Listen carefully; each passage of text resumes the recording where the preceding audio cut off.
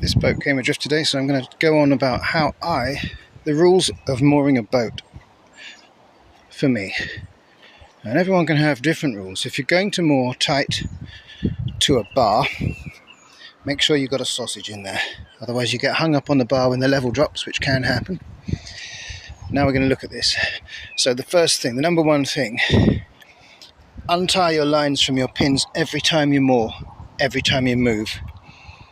Don't just pull them out and hammer them back in at the new spot.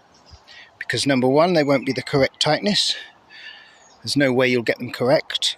Number two, you will be actually stressing the ground as you hammer the pins in. If you're trying to get them tight, you'll be digging the ground loose. And number three, you won't have a line to use if something goes amiss while you're sailing and you need to maneuver the boat with lines instead of an engine, as I've just had to do with this one. Second thing, go round the pin, not the eye. Look at that weld, it's gone. Eyes break off. The eye is only there to stop the rope sliding off the pin. It is not there to take any stress. Okay, I normally put knots at this end, but since they hadn't, I haven't done that. There's arguments both ways on that. It does allow a bit more freedom of movement for the boat. It keeps both of these lines tight if you don't have a knot, so that actually makes sense. Next we have the clove hitch, always going onto this horn first, and then around the other horn, then over, and then over with a twist under, so that you're coming out from under. That's the did I say clove hitch? I meant cleat hitch if I did. So that's how we do that.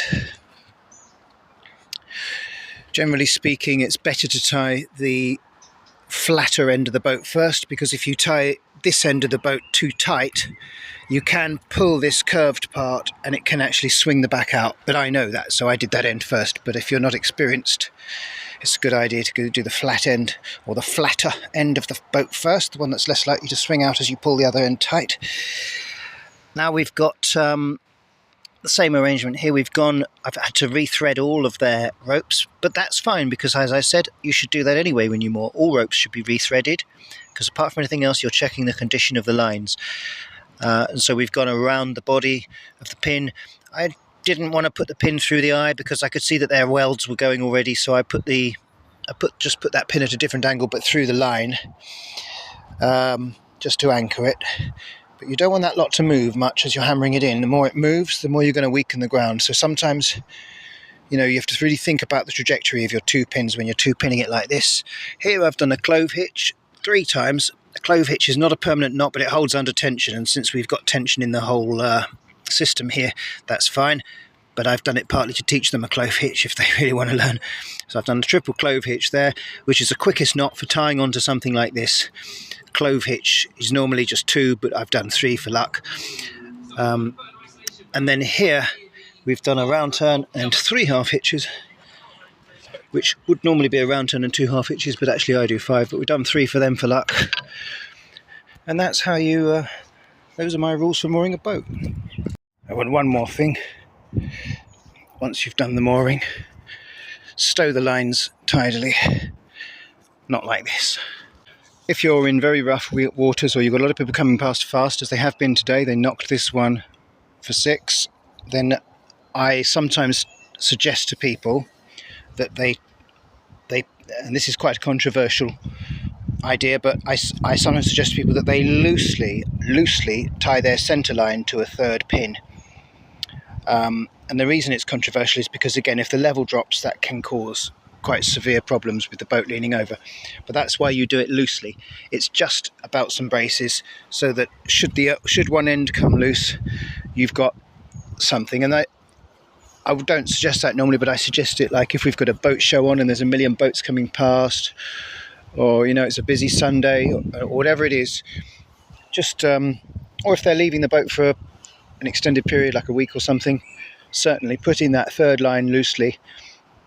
And that way, if the boat does come adrift, someone will eventually see it. They'll grab your whichever end has come adrift and they'll sort it out for you, but it'll be much easier for them to do with the boat swinging out just a little bit, as opposed to the boat swinging right the way across the canal as it was here, and I was fighting the wind to pull it in. Incidentally, I'll show you how I pulled it in.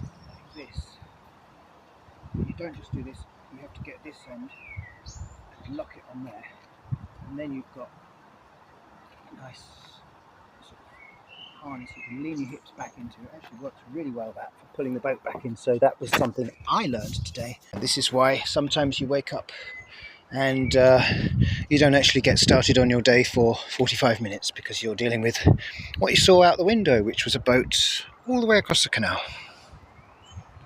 Now I've stowed this line for them properly now. There is a correct direction to go in the circle. You go in the direction so that you're tightening this twist. It's obvious. I think it's normally clockwise.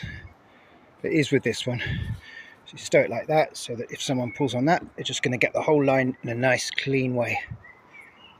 And again, you check the lines before you use them. I mean, they've got a centre line on each side, which is really, really cool. You've got one on each side. Nice boat. It would be a shame to lose it. Tied up properly. Learn from the best. With a bit of luck and a fair wind, that thing ain't going nowhere now.